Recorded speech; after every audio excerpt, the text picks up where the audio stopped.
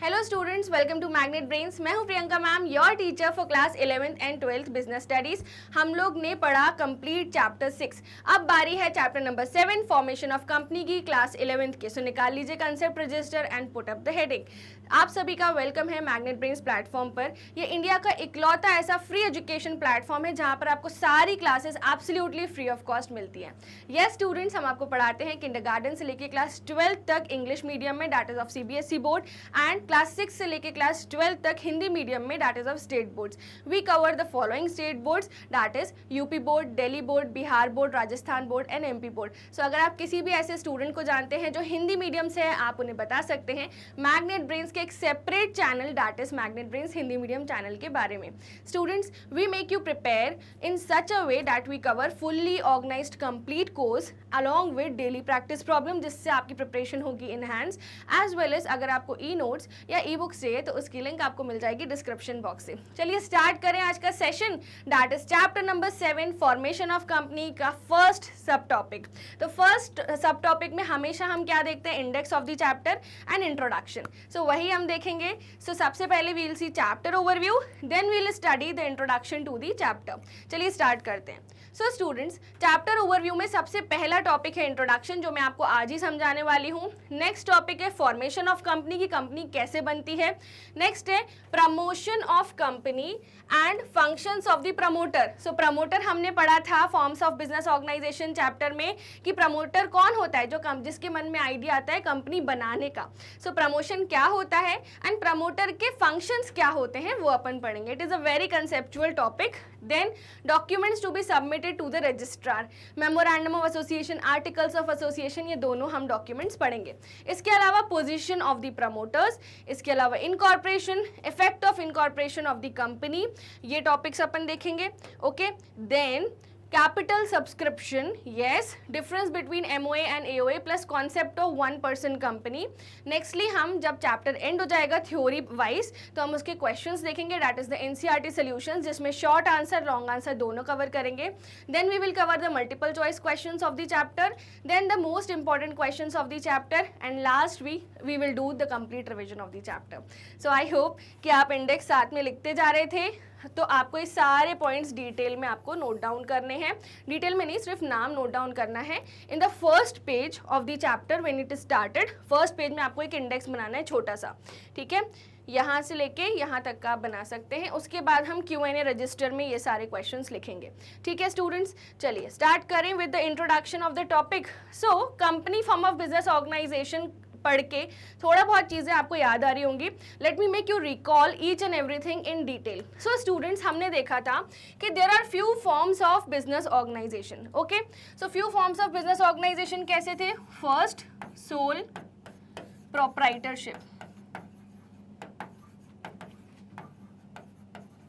Second हमने देखा था स्टूडेंट, सेकंड कौन सा था? पार्टनरशिप, है ना।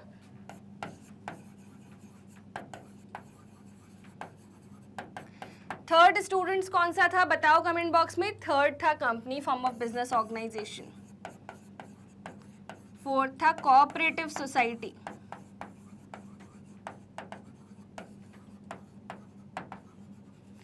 फिफ्थ था नॉट फॉर प्रॉफिट ऑर्गेनाइजेशन।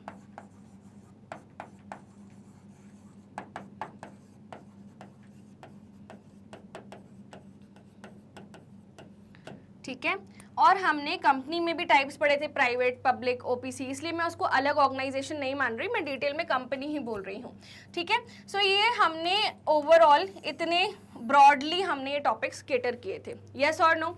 अब सोल प्रोप्राइटरशिप में क्या था कि एक अकेला व्यक्ति ही बिजनेस करता है, ठीक है, सारे एसेट्स उसके, सारे प्रॉफिट्स उसके, सारी लायबिलिटीज की भरपाई भी वो ही करेगा, ठीक है।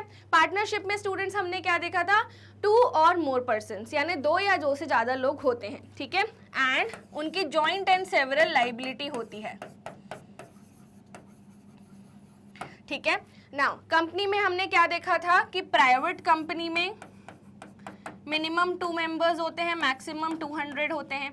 पब्लिक में मिनिमम 7 मेंबर्स होते हैं, मैक्सिमम अनलिमिटेड होते हैं। एंड ओपीसी में minimum and maximum 1 he member होता है, ठीक है, यही अपन ने देखा था। कोऑपरेटिव सोसाइटी कैसे होती थी, by the members, for the members, of the members. And not for profit organisation क्या था स्टूडेंट्स, जो दान धर्म के लिए बना हो, यहाँ पर कोई भी प्रॉफिट अर्निंग जो भी होती थी वो बिजनेस के ऑपरेशंस के लिए ही यूज होता था, मेंबर्स अपने पास कुछ भी प्रॉफिट नहीं ले जाते थे, ठीक है। तो सारे फॉर्म ऑफ बिजनेस ऑर्गेनाइजेशन एक बार रिकॉल हुए, हाँ या ना। सो अब बारी है फॉर्मेशन ऑफ कंपनी की। हमने वहां पर ये देख लिया था कि कंपनी एक फॉर्म ऑफ बिजनेस ऑर्गेनाइजेशन होता है। इस चैप्टर में हम पढ़ेंगे कि कंपनी बनती कैसे है। ओके स्टूडेंट्स, तो सबसे पहले जब भी हम कोई भी टॉपिक इस चैप्टर का पढ़ेंगे तो हमें एक बात याद रखनी है कि इस पर्टिकुलर फॉर्मेशन ऑफ कंपनी में ये सारी चीजें कि कंपनी कैसे बनेगी कहाँ लिखी हुई है, कंपनीज एक्ट 2013 में। कहाँ लिखी है स्टूडेंट्स, कंपनीज एक्ट 2013 में।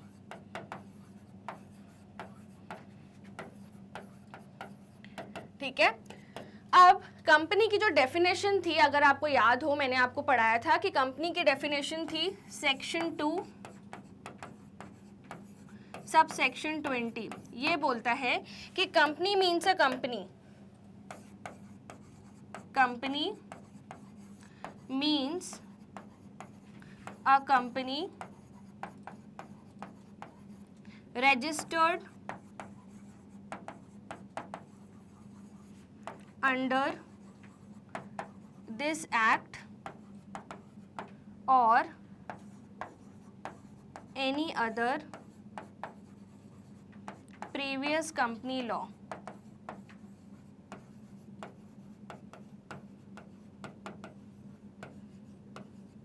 ठीक है, सो स्टूडेंट्स ऐसा नहीं है कि एक ही ईयर का एक्ट होता है ना, 1850 से कंपनीज एक्ट चल रहा है एंड रेगुलरली वो अमेंड होता है, ठीक है। सो कंपनीज एक्ट 2013 के पहले भी कुछ एक्ट्स थे जिनमें चेंजेस होके 2013 वाला एक्ट बना था। सो नियरेस्ट पहले एक्ट कौन सा था, 1956, ठीक है स्टूडेंट्स। सो ये वाला एक्ट जो कंपनीज एक्ट है वो ये कहता है कि कंपनी मतलब वो कंपनी जो इस पर्टिकुलर एक्ट में रजिस्टर्ड है। तो अगर कंपनी इस पर्टिकुलर एक्ट में रजिस्टर्ड है तो कंपनी कैसे बनेगी वो इसी कानून में लिखा होगा, हाँ या ना। तो जब भी हम इस चैप्टर में स्टूडेंट्स कोई भी टॉपिक पढ़ेंगे हमें ये बात ध्यान रखनी है कि इसी एक्ट में लिखा हुआ है कि कंपनी कैसे बनेगी, ठीक है। क्लियर है एकदम, अब कंफ्यूज मत होना कोई भी चीज में। चलिए स्टार्ट करें with the introduction. Modern day business requires large amount of money. आज के बिजनेसेस को चाहिए बहुत सारा पैसा। Even they raise investor funding rounds also. आपने देखा होगा स्टार्टअप्स की दुनिया के बारे में। सो यस स्टूडेंट्स, आज के बिजनेस को चाहिए क्या, बहुत सारा पैसा, लार्ज अमाउंट ऑफ मनी, ठीक है। Also due to increasing competition and fast changing technological environment the element of risk is increasing, है ना। आज आपको नहीं पता कि कब कौन सा बिजनेस डूब जाए, ठीक है।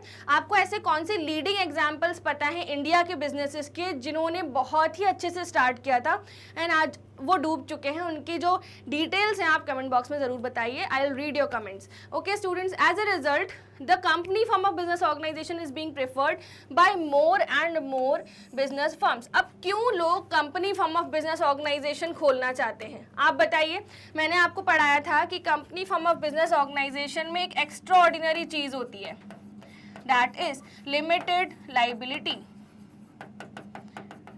लिमिटेड लाइबिलिटी क्या होता है, ठीक है, एक बार फिर से रिकॉल करें, है ना। सो स्टूडेंट्स, एक शेयर होल्डर है, मान लीजिए एक शेयर होल्डर है, मान लीजिए तो इस शेयर होल्डर ने क्या किया, कंपनी में 100 शेयर खरीदे थे, ठीक है। इस शेयर होल्डर ने कंपनी में 100 शेयर खरीदे थे, एक शेयर की वैल्यू थी 10 रुपए, ठीक है। तो टोटल इसको कंपनी को देने थे 1000 रुपीज, 1000 रुपए इसको देने थे। बट कंपनी ना इंस्टॉलमेंट्स में पैसे बुलवाती है। सो कंपनी की 4 स्टेजेस थी पैसे बुलवाने की जो हम अकाउंट्स में पढ़ते हैं। पहली स्टेज थी एप्लीकेशन, दूसरी स्टेज थी अलॉटमेंट और तीसरी स्टेज थी फाइनल कॉल, मान लीजिए फर्स्ट एंड फाइनल कॉल मान लीजिए, ठीक है स्टूडेंट्स। तो एप्लीकेशन पर थे 3 रुपीज, अलॉटमेंट पे थे 4 रुपीज एंड फाइनल कॉल पे थे 3 रुपीज, टोटल हो गए 10 रुपए। अब इस पर्टिकुलर शेयर होल्डर ने केवल एप्लीकेशन का अमाउंट जो है वो पे किया था, है ना। मतलब कि उसने 100 × 3 पे किया था, पेड, ठीक है, एंड लेफ्ट कितना था पे करने के लिए 100 इंटू 7 यानी 700 अनपेड था, 700 रुपीज अनपेड थे। अब क्या हुआ स्टूडेंट्स कि कंपनी को हो गया ह्यूज लॉस, कंपनी को हो गया लॉस, कंपनी सभी शेयर होल्डर से पैसा बुलवाने लगी। ठीक है, तो कंपनी ने इसको बोला कि लाओ हमें ना आपसे 5000 रुपीज की जरूरत है। ठीक है, तो क्या ये शेयर होल्डर 5000 देगा? अगर ये सोल प्रोप्राइटरशिप फर्म होती तो सोल प्रोप्राइटरशिप में अनलिमिटेड लाइबिलिटी होती है, सोल प्रोप्राइटर अपने घर का फर्नीचर बेच के भी पैसे देगा। ठीक है, he has even if he has to sell his wife's necklace he will sell that to pay off the liability, yes और नो। पार्टनरशिप में भी ऐसा ही होगा, पार्टनर्स की लाइबिलिटी अनलिमिटेड होती है, अगर बिजनेस के फंड्स खत्म हो जाए तो वो अपने घर से पैसे लेके आएंगे, बट कंपनी में लिमिटेड लाइबिलिटी होती है। सो ये जो शेयर होल्डर है he is liable only to pay what amount, बताइए कमेंट बॉक्स में। He is only liable to pay 700 rupees, क्योंकि वो 300 पहले ही पे कर चुका है, तो वो ये दोबारा नहीं पे करेगा, एंड वो केवल कितना पे करता है, अनपेड अमाउंट ऑफ शेयर। इसी को बोलते हैं स्टूडेंट्स लिमिटेड लाइबिलिटी। सो लिमिटेड लाइबिलिटी जो फीचर है ना कंपनी में, वो ये बोलता है कि अगर कंपनी को लॉस हो रहा है, ठीक है, तो कंपनी के एसेट्स लाइबल होंगे। क्या लाइबल होंगे स्टूडेंट्स? कंपनी के एसेट्स लाइबल होंगे। ठीक है, एंड जो ओनर है या फिर जो कंपनी के मेंबर्स हैं उनके पर्सनल एसेट्स लाइबल नहीं होंगे।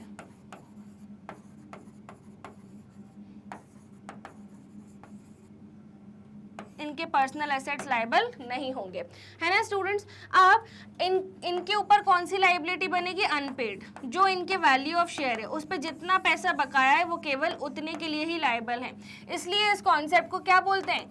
Limited liability.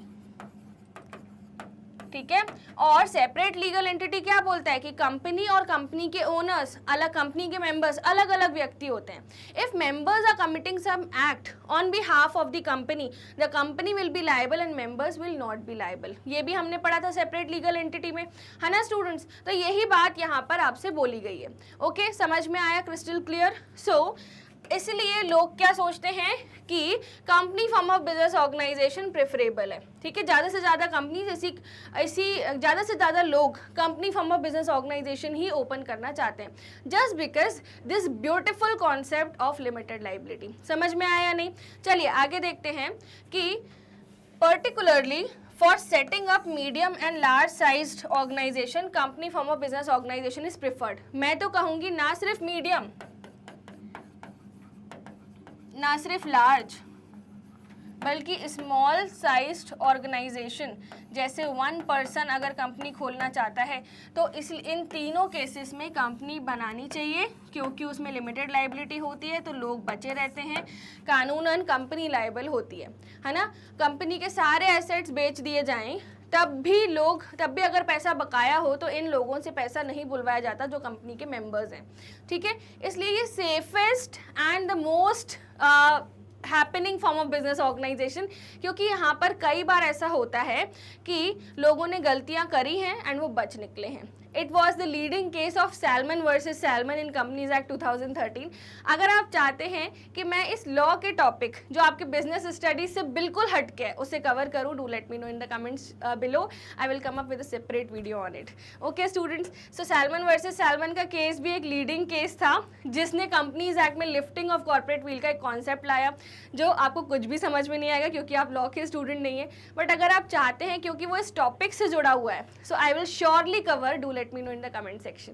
ओके स्टूडेंट्स, चलिए अब आगे देखते हैं। The steps which are required from a time business idea originates to the time a company is legally ready to commence business are referred to as stages in the formation of company। तो यहाँ पर क्या बोला गया है कि एक person जिसके मन में आइडिया आया, किस चीज का idea? To form a company,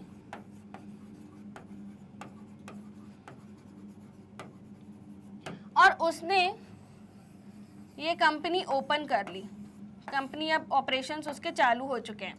तो इस पर्टिकुलर पूरे जर्नी को कवर करने के लिए कुछ स्टेजेस थी, और इन्हीं स्टेजेस को बोलते हैं stages for formation of the company, है ना। तो जैसे मान लो आप अभी इस सीढ़ी पे हो, ठीक है, आप अभी इस सीढ़ी पे हो एंड टोटल 1 2 3 4 5 6 7 8 9 एंड 10 टोटल 10 सीढ़ियाँ हैं। आप अभी यहाँ पर हो, आपको यहाँ पे पहुँचना है। सो स्टूडेंट्स, आप बीच की सीढ़ियाँ कवर करोगे, ठीक है, ये सीढ़ियाँ कवर करोगे तभी तो आप यहाँ पे पहुँच पाओगे, है ना। आप कोई स्पाइडरमैन थोड़ी हो कि आप उड़ के यहाँ चले जाओगे, आपको ये सीढ़ी चढ़नी पड़ेगी, है ना। सो इसलिए यहाँ पे आपको क्या करना पड़ेगा, स्टेजेस। सो इसी तरह कंपनी, अभी सिर्फ आइडिया आया है, कंपनी बनानी है तो कैसे बनानी है उसकी कुछ स्टेजेस होती है ना स्टूडेंट्स, ठीक है। सो ये सीढ़ियाँ अपन को कवर करनी है एंड हम सीखेंगे इस पूरे चैप्टर में कि कंपनी कैसे बनती है।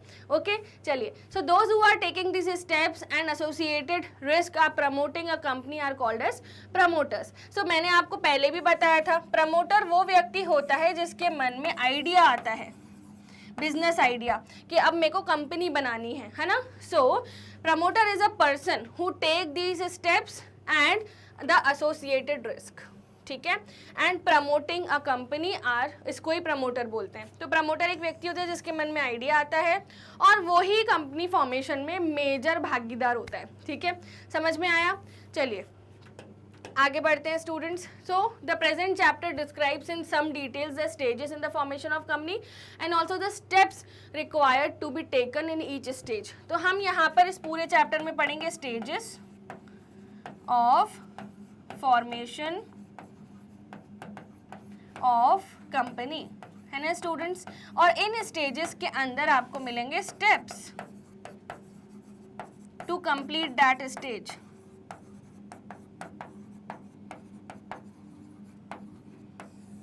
ठीक है, सो ये हो गया अपना इंट्रोडक्शन पार्ट कंप्लीट, है ना students. So that's all for the introduction part. I hope आपको समझ में आया कि हम पूरे चैप्टर में क्या कवर करने वाले हैं एंड आई होप आपने इंडेक्स भी बहुत अच्छे से बनाया था।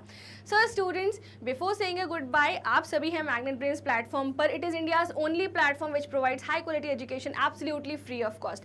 हम आपको तैयारी करवाते हैं किंडरगार्टन से लेकर क्लास 12 तक की इंग्लिश मीडियम में, क्लास 6 से लेकर क्लास 12 तक की हिंदी मीडियम चैनल पर।